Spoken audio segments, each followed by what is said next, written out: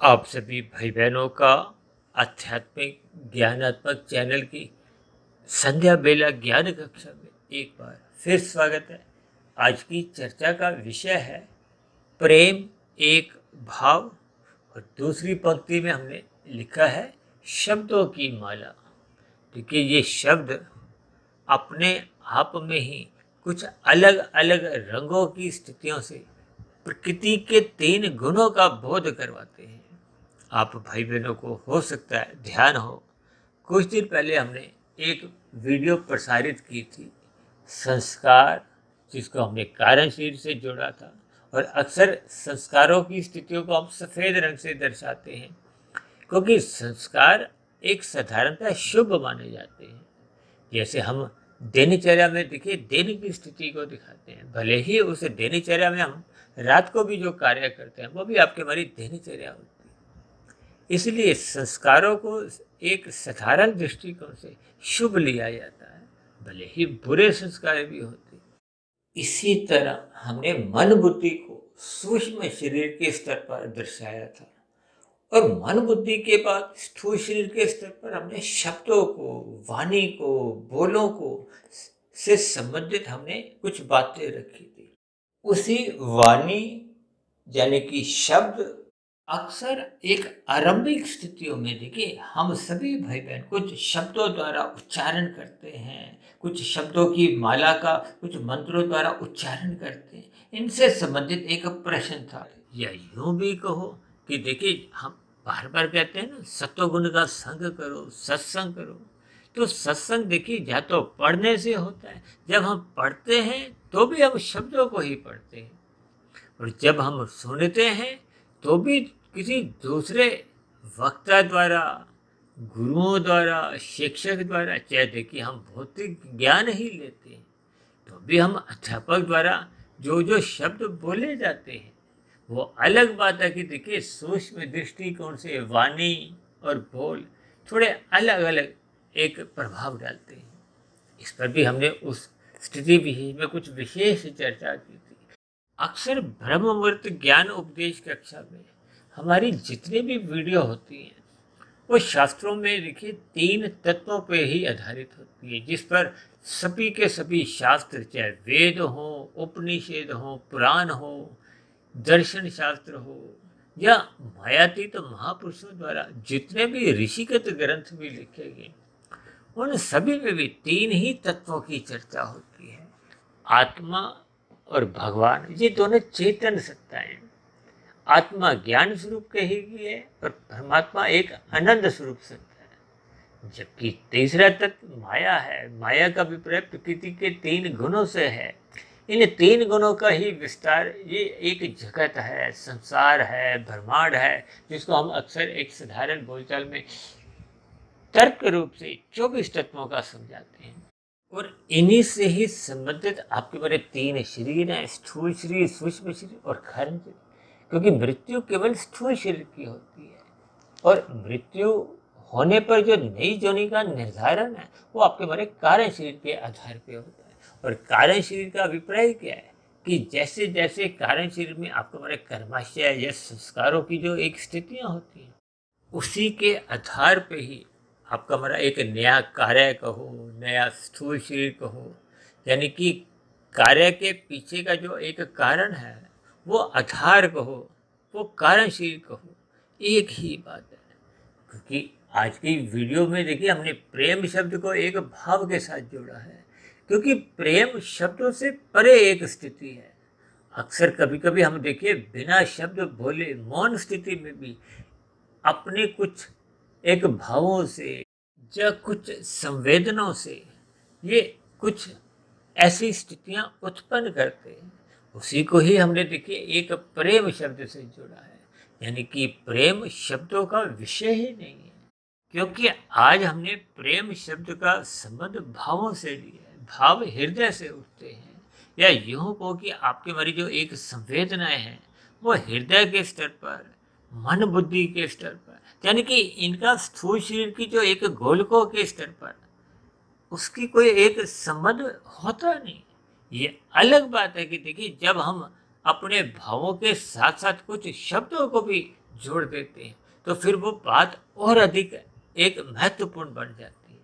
और यदि हम खाली ही स्थूल शरीर के स्तर पर शब्दों द्वारा ही कुछ उच्चारण करते हैं, कुछ बोल रखते हैं, अपनी वाणी की स्थितियों द्वारा कुछ शब्द बोल देते हैं, देखिए वाणी कहो, बोल कहो, ये कोई विशेष अर्थ रखते नहीं, लेकिन वाणी अक्सर कहा जाता है ना, मधुर वाणी बोलो, मधुर वाणी बोलो, यानी कि जो स्वयं को भी एक प्रसन्नता दे और दूसरों को भी चोट नहीं पहुंचाए।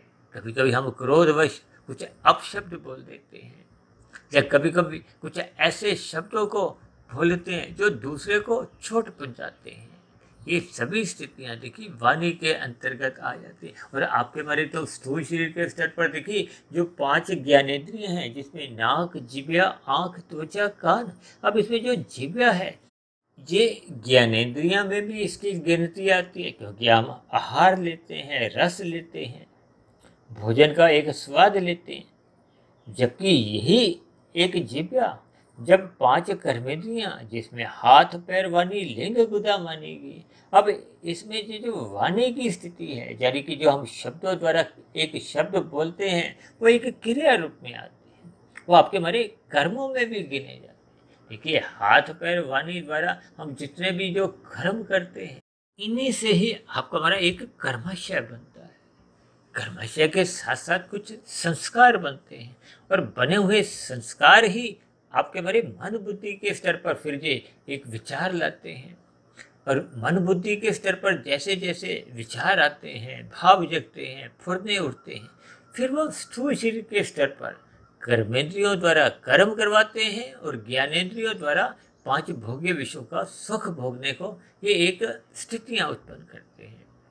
इन्हीं स्थितियों को हमने उस दिन ब्रह्म मुहूर्त ज्ञान उपदेश कक्षा में भी कुछ अपने विचार रखे थे। और आज क्योंकि हमने देखिए प्रेम एक भाव के साथ साथ शब्दों की माला, ये शब्दों को हमने देखिए रंगीन रंग से दर्शाया है। ये रंगीन रंग हम देखिए रजोगुण की स्थितियों से दर्शाते हैं, जबकि माला शब्द को हमने देखिए एक काले रंग से दर्शाया है। और काले रंग का अभिप्राय देखिए तामसी स्थितियों से है। यहाँ देखिए एक बात मैं और स्पष्ट कर देना चाहता हूँ कि माला का अभिप्राय देखिए एक पूजा पाठ से लिया जाता है। भले ही माला एक श्रृंगार की भी स्थितियाँ में इसकी कोई गिनती आती है, लेकिन यहाँ हमारा जो अभिप्राय है वो देखिए एक प्रेम के अलग भाव है, इसको हमने सफ़ेद रंग से दर्शाया है। अब सफ़ेद रंग का अभिप्राय सात्विक स्थिति से है, जबकि शब्दों को हमने एक राशि स्थिति से दिखाया है। और माला को हमने देखिए एक तामसी स्थिति का अभिप्राय देखिए पदार्थों से है। यूँ तो आपका हमारा शरीर भी देखिए तामसी है, ये पृथ्वी, जल, अग्नि, वायु, आकाश का बना है। और आपके हमारे जो 5 भोग्य विषय हैं, जिन भोग विषयों के कारण आपका हमारा स्थूल शरीर का निर्माण माता के गर्भ में होता है, वो सूक्ष्म भूत भी कहलाते हैं। शास्त्रों में उसको तन्मात्रा भी कहा गया, लेकिन तकनीकी रूप से वो भी एक तामसी कहलाते हैं। अक्सर साधारण दृष्टिकोण में हम देखिए बार बार कहते रहते हैं, शास्त्रों में भी कहा गया, तमोगुण की निंदा करो, रजोगुण के प्रति उदासीन रहो और सतोगुण की प्रशंसा करो। इसका अभिप्राय देखिए सपेश दृष्टिकोण से लिया जाता है। अब यहाँ देखिए ये जो हम शब्दों की माला का अभिप्राय देखिए, कुछ भाई बहन जब पूजा पाठ करते हैं, कुछ ऐसी माला का हाथ में लेते हुए कुछ जप तप की स्थितियाँ, कुछ मंत्रों का उच्चारण करते हैं। इन सभी स्थितियों को देखिए आरंभिक एक कर्म कांड से जोड़ा जाता है, और ये कर्म कांड आपका हमें एक आध्यात्मिक स्थिति में ले जाने में सहायक होते हैं। इनको करना चाहिए। लेकिन आए हमने देखिए ये जो 3 अलग अलग रंगों में इनको 3 प्रकृति के गुणों से एक संबंध जोड़ा है। संबंध इसलिए जोड़ा है, ये सपेश दृष्टिकोण से आपके हमारे भीतर जब तक ये प्रेम की स्थितियां कहो, प्रेम के भाव उमड़ते नहीं हैं, तब तक आपके हमारे कारण शरीर में जो एक शुभ स्थितियां बन नहीं पाती। देखिए शुभ स्थितियों का अभिप्राय शुभ संस्कारों से है। शुभ संस्कारों का अभिप्राय उन स्थितियों से है जो आपके हमारे पहले के बने हुए बुरे संस्कारों को कमजोर करती हैं, उनको एक दग्ध बीज की स्थिति में ले जाती है।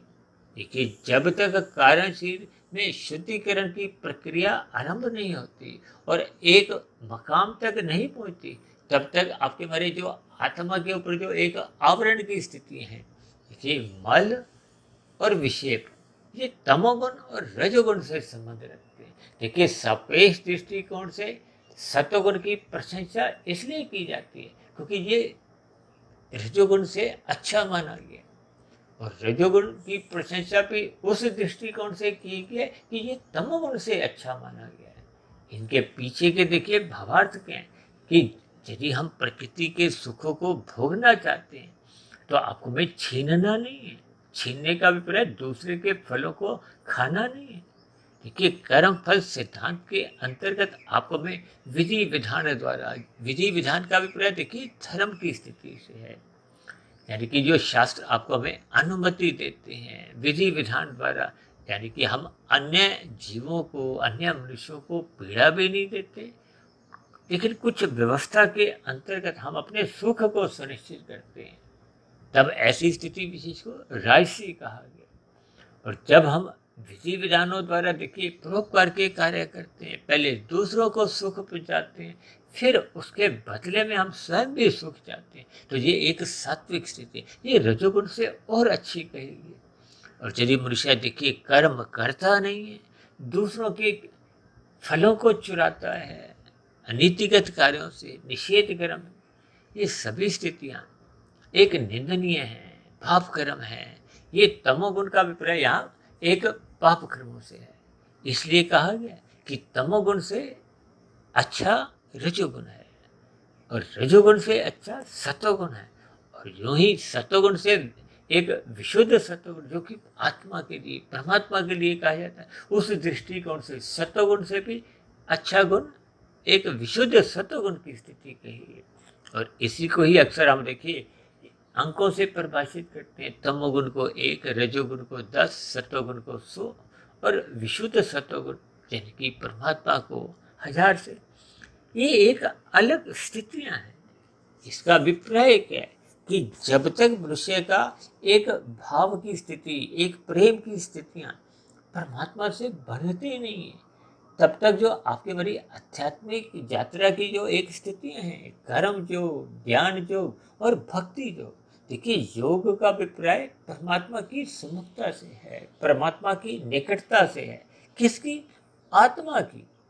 देखिए स्थूल शरीर, सूक्ष्म शरीर और कारण शरीर, ये अलग अलग स्थितियां हैं।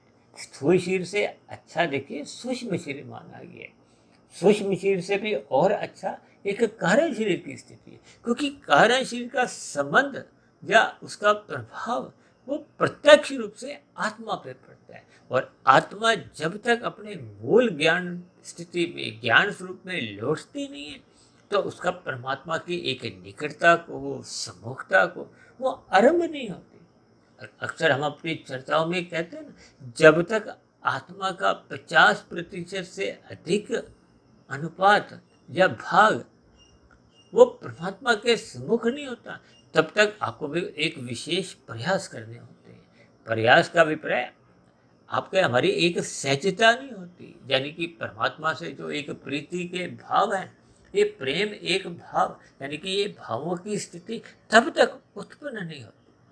और उससे पूर्व की क्या स्थितियां होती हैं? ये जो हमने शब्दों की माला, शब्द, ये जो हमने एक पंक्ति लिखी है, अब हमने शब्दों को देखिए रजोगुण से जोड़ा है। रजोगुण का अभिप्राय क्रिया से होता है, और माला का अभिप्राय देखिए एक पदार्थ से लिया जाता है।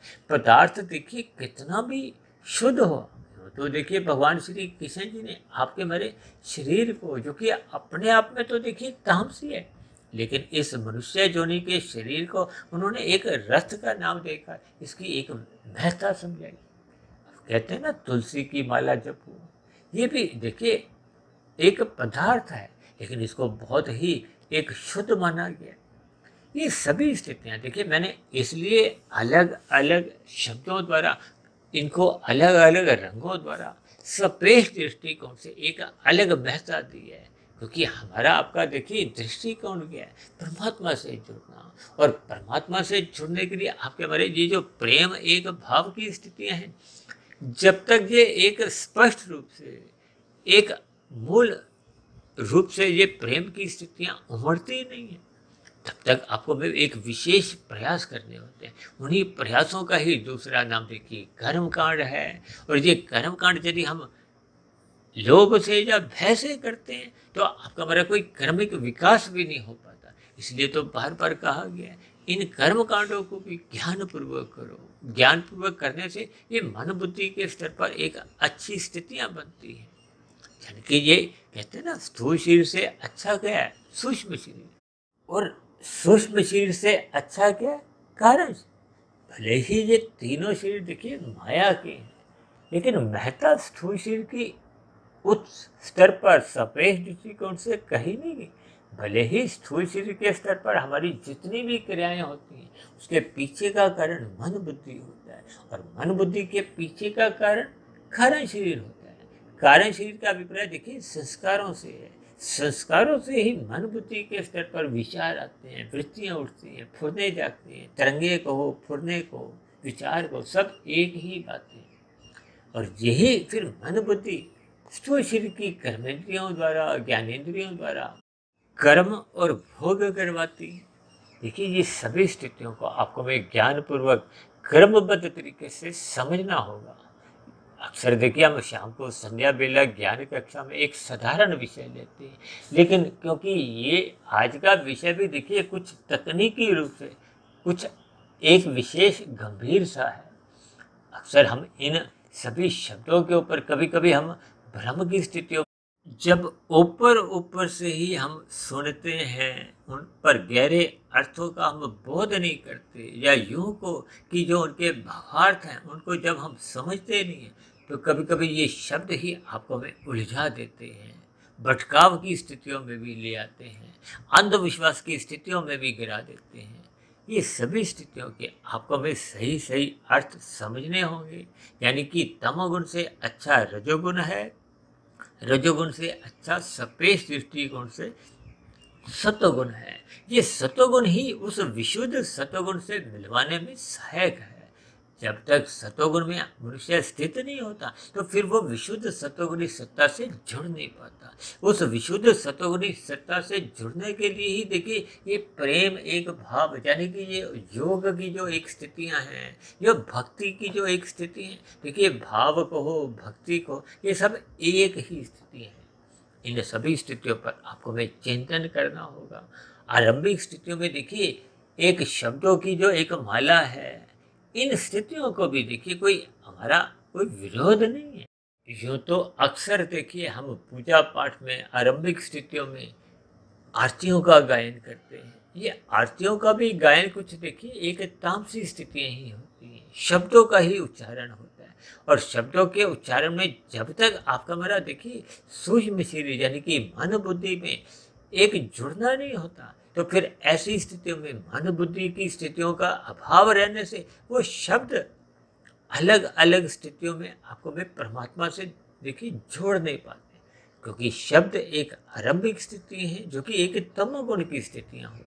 क्योंकि शब्द भी देखिए आकाश का गुण है, आकाश तत्व भी देखिए एक तामसी कहा गया है। यानी कि इसका अभिप्राय क्या है कि जब हम शब्दों द्वारा आरती गाते हैं या मन और बुद्धि की जब तक एक स्थिति शुभ नहीं होती या जुड़ा नहीं होता, या यूं को कि सूक्ष्म शरीर और स्थूल शरीर दोनों का एक सम्मिश्रण नहीं होता, कहते हैं ना बेमन से किया गया सत्संग का भले ही कोई विरोध नहीं, लेकिन ये आपको में एक उतना लाभ नहीं देता जितना लाभ देखिए श्रद्धा पूर्वक किया गया सत्संग देता है। श्रद्धा पूर्वक सत्संग का अभिप्राय क्या है कि जब स्थूल शरीर के साथ साथ मन बुद्धि जुड़ जाते हैं, यानी कि स्थूल शरीर और सूक्ष्म शरीर दोनों जुड़े होते हैं। अब ऐसी स्थिति विशेष में वो श्रद्धा पूर्वक किया गया सत्संग का आप पर हम मनन कर सकते हैं। जब मनन की प्रक्रिया आरंभ होती है तो फिर कारण शरीर में उसके फिर धीरे धीरे उनके एक शुभ संस्कार बनने लगते हैं। ये शुभ संस्कार ही आपके बारे आत्मा की जो एक स्थितियां हैं, जो आवरण की स्थितियां हैं, मल और विक्षेप की स्थितियां हैं, उसको कमजोर करती हैं। आत्मा अपने मूल स्वरूप में लौटने लगती है और कार्यशील में जैसे जैसे शुभ संस्कार बढ़ते जाते हैं तो आपका हमारा हृदय शुद्ध होता जाता है। शुद्ध हृदय से ही परमात्मा की एक प्रेम के भाव को हो, परमात्मा से एक निकटता को हो, ये शुद्ध स्थितियां बनने लगती। देखिए, इन सभी स्थितियों पर मैंने बहुत ही कर्मबद्ध तरीके से परमात्मा की प्रेरणा से कुछ इस पर प्रकाश डाला है। हो सकता है समझाने में कुछ मेरी कमी भी रह सकती है, क्योंकि मैं भी एक मायाबद्ध ही हूँ। इन सभी स्थितियों पर आप भी चिंतन करें और आरंभिक स्थितियों में जहाँ तक संभव हो पूजा पाठ में किसी भी कर्मकांड को करते समय मन और बुद्धि को एकाग्र करें। मन बुद्धि को एकाग्र करने से आपको में अधिक लाभ होता है और ये स्थितियाँ जब निरंतर आपके हमारे स्वभाव में बनने लगती है, शुभ संस्कार बनने लगते हैं, तो ये लाभ और अधिक गति से होते हुए ये आपके हमारे आध्यात्मिक उन्नति के दरवाजे खोलता जाता है और मनुष्य फिर कर्म जो, ज्ञान जो, भक्ति जो की स्थितियों में अपने आप को स्थित करता हुआ साधना की ऊंचाइयों को छूने लगता है। इस साधना की ऊंचाइयों का छूने का अभिप्राय क्या है? जब हम सतोगुण से विशुद्ध सतोगुण की जो आध्यात्मिक यात्रा है उस पर निरंतर अग्रसर होते जाते हैं। अब जैसे विशुद्ध सतोगुणी सत्ता 1000 है, हम 100 से जब चलते हैं तो 130, 150, 200, 400, 700, यानी कि जब हम 500 से आगे बढ़ जाते हैं तो फिर आपका हमारा जो एक प्रयास है वो अपने आप ही प्रकृति ही करवाने लगती है, क्योंकि तराजू का पलड़ा परमात्मा की ओर सहज ही झुका रहता है, सम्मुखता सहज ही बनी रहती है। अब जब सम्मुखता बनी रहती है, सहजता आने लगती है, स्वभाव बढ़ जाता है, संस्कार जग जाता है, तो फिर आपको भी प्रयास करने नहीं होते, वो अपने आप ही स्थितियां अनुकूल बनती जाती हैं। यानी कि आपके मरी जो एक साधना को अपने आप ही गति मिलती है, जबसे उससे पूर्व की स्थितियों में आपको हमें प्रयास करने होते हैं, मेहनत करनी होती है। इन सभी स्थितियों पर आप भी विचार करो और जितना संभव हम जहाँ कहीं भी देखिए स्थित हैं उस स्थिति विशेष से हम आगे बढ़ें, श्रद्धापूर्वक सत्संग करें, शुभ संस्कार मन बुद्धि के स्तर पर बढ़ाते जाएं ताकि कारण शरीर शुद्ध होता जाए। कारण शरीर के शुद्ध होते होते आत्मा अपने मूल स्वरूप में लौटने लगती है और आत्मा और परमात्मा का देखिए पहले से ही सजातीय संबंध था, है और हमेशा रहेगा। इन सभी स्थितियों पर आप भी चिंतन करो ताकि हम सभी भाई बहनों की आध्यात्मिक उन्नति निरंतर एक गति पकड़ती जाए और हम जल्द से जल्द अपने कार्यशील को पूर्ण रूप से बुरे संस्कारों को दग्धबीज करते हुए मायातीत की स्थिति को प्राप्त हों ताकि जन्म मरण का बंधन समाप्त हो। तो ऐसी सभी शुभ स्थितियाँ हम सभी भाई बहनों के जीवन में भी बनने लगे, इसके लिए मेरी ओर से आप सभी भाई बहनों को बहुत बहुत शुभकामनाएं। चर्चा विशेष का यहीं विश्राम देते हैं। कल सुबह फिर मिलते हैं ब्रह्म मुहूर्त ज्ञान उपदेश कक्षा में। तब तक आप अपने आध्यात्मिक सुधीर भाटिया फकीर को इजाज़त दें। आप सभी भाई बहनों को बहुत बहुत शुभ रात्रि और सुबह ब्रह्म मुहूर्त में उठने के लिए मेरी ओर से बहुत बहुत शुभकामनाएं। फिर भी चर्चा संबंधित आपके मन में कोई प्रश्न उठ रहा हो, कोई मेरी कही गई बातों पर आपको आपत्ति हो, तो नीचे दिए गए कमेंट्स बॉक्स पर आपके प्रश्नों के साथ साथ आपकी शिकायतों का सदा ही स्वागत है। चर्चा विशेष को ध्यानपूर्वक सुनने के लिए आप सभी भाई बहनों का बहुत बहुत धन्यवाद।